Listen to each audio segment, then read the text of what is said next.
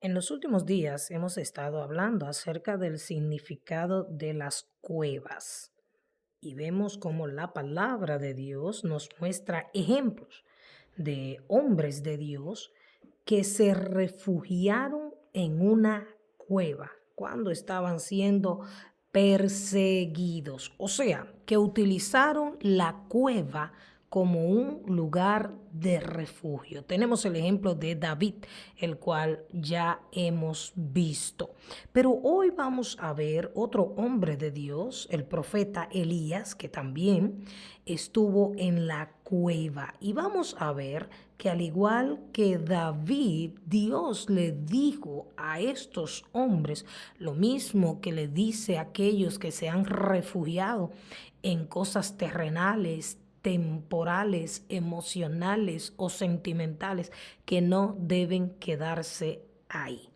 En el capítulo 19 de Primera de Reyes encontramos esta historia, este momento en la vida del profeta Elías, un profeta que acaba de obtener una gran victoria, acaba de hacer una gran hazaña para la gloria de Dios. Y por causa de esto dice la historia que Jezabel, la mujer del rey Acab, una mujer terrible, le había mandado a decir: así me hagan los dioses y aún me añadan, si mañana a estas horas yo no he puesto tu persona como la de uno de ellos.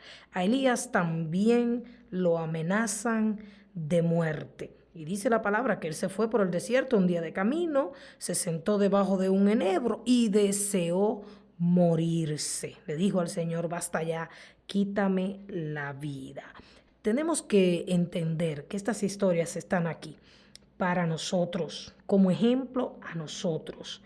Estos hombres, a pesar de ser hombres de Dios con una fe inquebrantable y con una obediencia maravillosa, también eran personas humanas como nosotros. Ellos no eran perfectos. Sí había una diferencia que debemos notar y que debemos imitar en estos hombres. Por ejemplo, David estuvo en la cueva de Adulán huyendo también para escapar por su vida, pero aún allí dentro de la cueva David continuó siendo el adorador, el hombre que adoró a Dios en todos los momentos de su vida, y lo vemos plasmado ahí en esos maravillosos salmos y también en su historia. Y también lo vemos en este hombre. Fueron hombres que, a pesar de ser como nosotros, tenían la cualidad de que tenían una relación tan íntima con Dios, amaban a Dios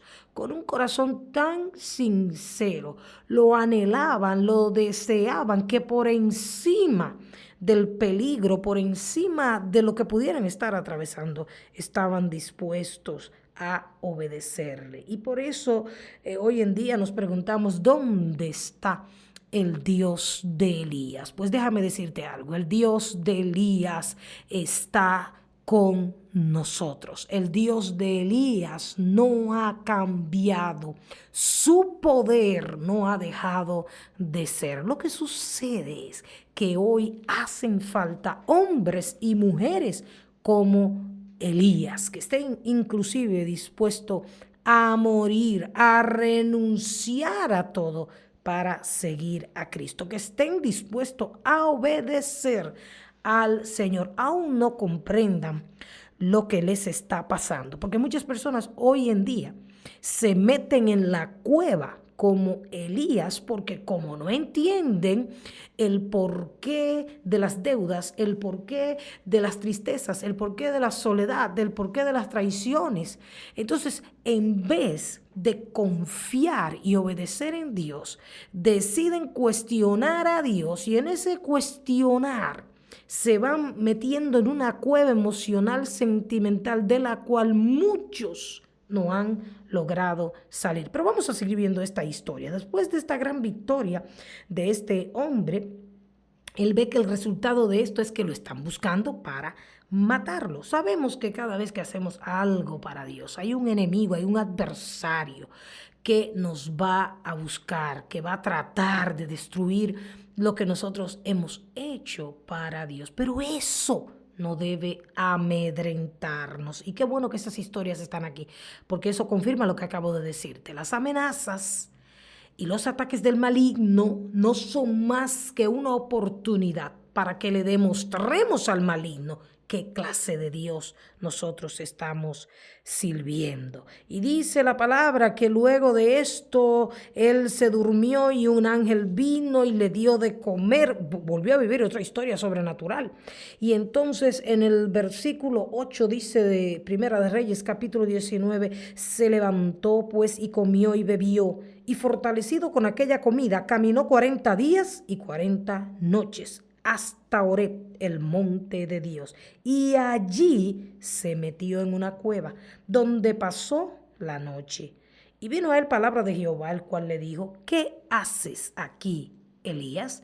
Él respondió: he sentido un vivo celo por Jehová Dios de los ejércitos, porque los hijos de Israel han dejado tu pacto, han derribado tus altares y han matado a espada a tus profetas, y solo yo he quedado, y me buscan para quitarme la vida. Y él le dijo: sal fuera y ponte en el monte delante de Jehová.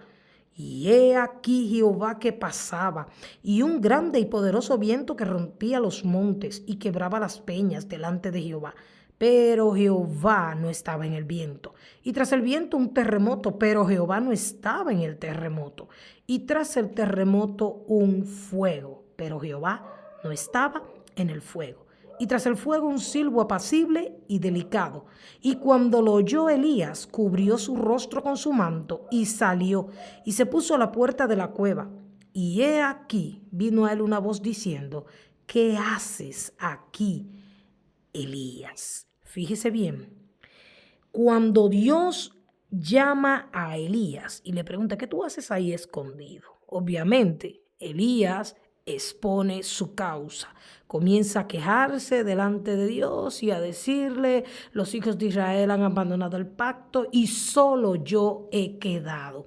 En el momento, en la depresión, en la persecución, en la tribulación en que se encontraba Elías, él veía que él estaba solo. Sin embargo, nos damos cuenta que él no estaba solo. Quizás no había más personas allí en la cueva, pero Dios estaba ahí.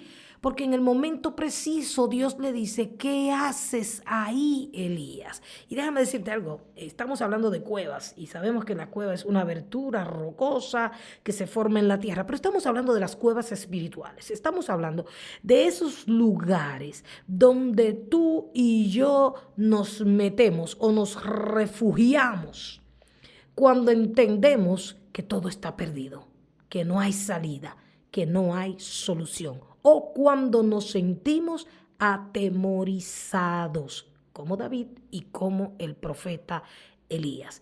Y si vamos a hablar de cuevas espirituales, podemos llamar a la depresión una cueva, podemos llamar a la tristeza una cueva, podemos llamar al desánimo, el desaliento, una cueva, donde hoy en día muchos están metidos, refugiados en esas cosas. Podemos llamar al alcohol una cueva. Podemos llamar a muchas cosas sentimentales, emocionales, por las cuales atravesamos un lugar donde nosotros vamos a refugiarnos. Sabemos que el único refugio, lo hemos oído, quizás hasta lo hemos predicado, lo hemos leído, lo sabemos, pero cuando llega la aflicción, cuando llega el problema, cuando llega la pérdida, en vez de correr al refugio del justo que es Dios, corremos al desánimo y al desaliento. Hoy en día muchos están en la cueva de la depresión y no se atreven a salir de ahí. Una de las cosas que lleva a la gente a la depresión es el miedo, lo que llevó a Elías a esta cueva. Sin embargo, Dios a través de esta palabra te está diciendo: no te quedes en esa cueva. No te quedes desalentado, no te quedes deprimido, no te quedes endeudado, no te quedes enfermo. Sal de ahí, escucha mi voz que te está hablando en esta hora. Sal de ahí, porque el panorama que tú estás viendo es el panorama que tu problema, tu condición y tu situación y la misma cueva te está mostrando. Pero el Señor te dice como Elías: ¿qué haces ahí? Sal de ahí, que yo te voy a mostrar mi gloria. cuando tú salgas de ese lugar. Y él le dijo, sal y ponte afuera. Y entonces dice que vino un terremoto y que Dios no estaba en el terremoto, tampoco estaba en el fuego, tampoco estaba en el viento. Pero dice que tras el fuego, en el verso 12, vino un silbo apacible y delicado. Así como es la voz de Dios, un silbo apacible y delicado. Y cuando lo oyó Elías, cubrió su rostro con su manto y salió y se puso a la puerta de la cueva. Y vino a él una voz diciendo, ¿qué haces aquí, Elías? Fíjese bien, Dios le hizo la pregunta en el versículo 9. ¿Qué tú haces ahí, Elías? Estaba dentro de la cueva. Pero cuando él oyó aquel silbo delicado y apacible, dice la palabra de Dios que cubrió su rostro con su manto y salió y se puso a la puerta de la cueva, porque lo único que te va a sacar a ti del fracaso, de la depresión, de la angustia, de la enfermedad y de ese lugar donde te has escondido, donde te has refugiado, donde te sientes seguro, pero que no te sientes bien, no te sientes pleno, es la voz maravillosa de Dios. Cuando disponemos nuestros oídos espirituales para oír la voz de Dios, saldremos de esos lugares donde nos hemos acomodado, donde nos hemos recostado y hemos dejado de hacer la voluntad de Dios. Y hay que ser valientes para salir de la cueva. Pero el Señor dice en Proverbios 1:31, el que me oyere habitará confiadamente y sin temor del mal. Porque la voz de Dios a través de su palabra y a través de sus profetas verdaderos, trae paz, trae valor, trae gallardía para salir de la cueva y seguir avanzando en el propósito para el cual Él nos ha llamado. Este hombre estaba siendo perseguido y muchas veces nosotros también somos perseguidos. Y quizás no somos perseguidos por humanos, aunque también sucede de esta manera, sino que muchas veces somos perseguidos por pensamientos suicidas, pensamientos de miedo o cualquier tipo de pensamiento negativo que nos lleva a escondernos en esos lugares emocionales y sentimentales. Sin embargo, en esos momentos, en vez de meternos en la cueva, debemos creer en lo que dice el libro de Romanos en su capítulo 8 y sus versos del 31 al 32, que dice, ¿qué pues diremos a esto?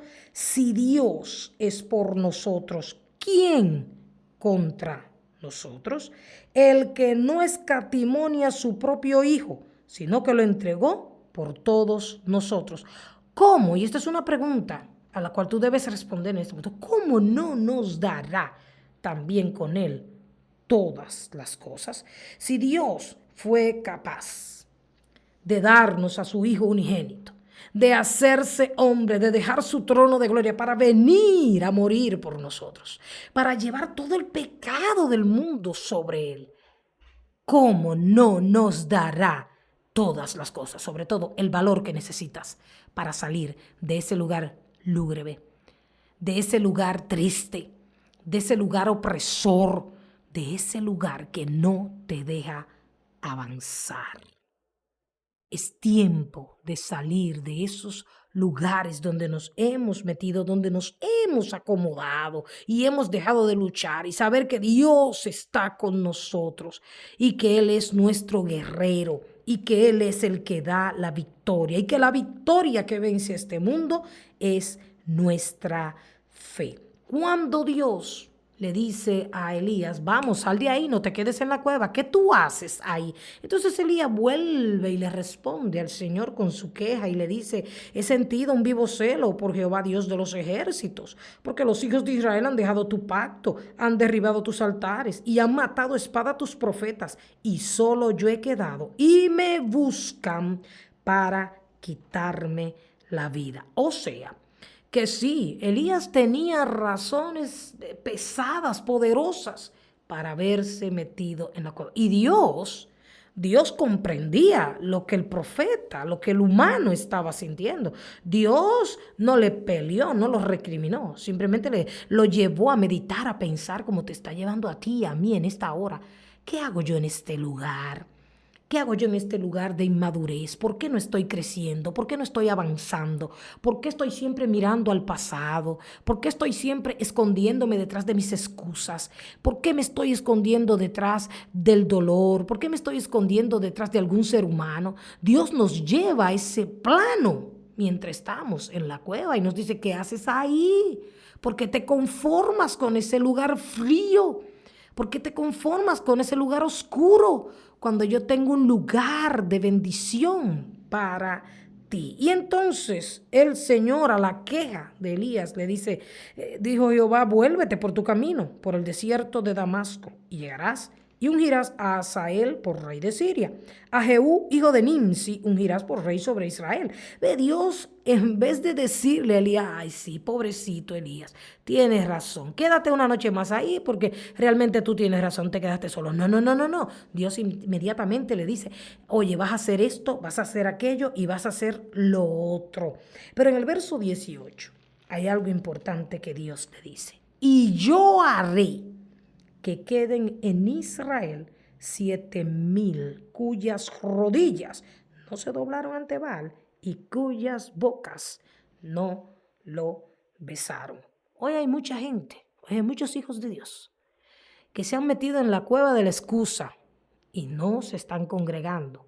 Y muchos hasta se han apartado del camino de Dios porque están observando como Elías a aquellos que en vez de seguir su ejemplo y en vez de hacer la voluntad de Dios, están detrás de otras cosas. Y a esas personas Dios no le dice, tú estás bien, como le dijo Elías. No, Dios está diciendo, yo haré que quede un remanente. Mire, Dios no viene a buscar a muchos. Es lamentable, pero es la decisión que el ser humano ha tomado. Darle la espalda a Dios. Y por eso dice, pocos entrarán al reino de los cielos. Pero yo te voy a decir algo a ti que te has desanimado espiritualmente.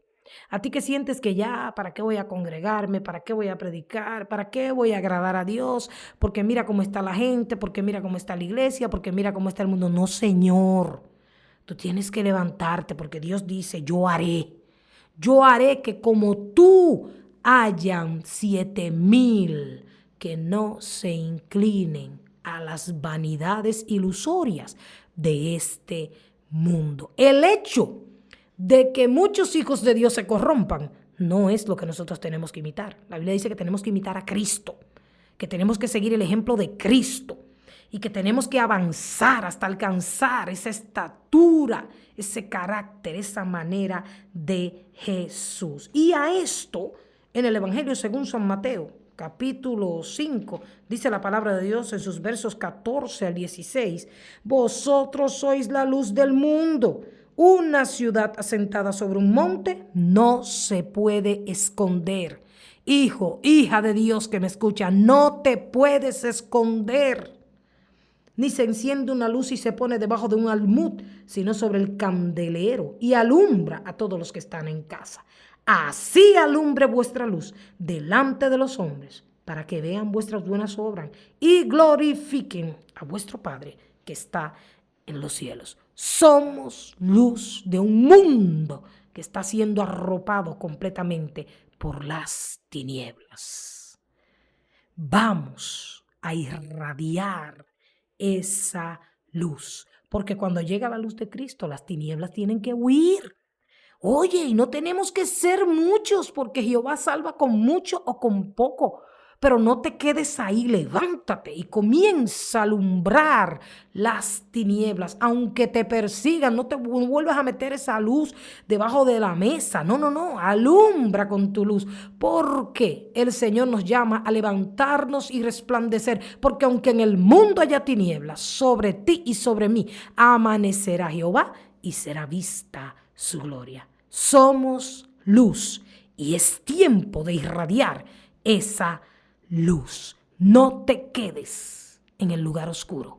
Sal de ahí y muéstrale tu luz a los que están en oscuridad.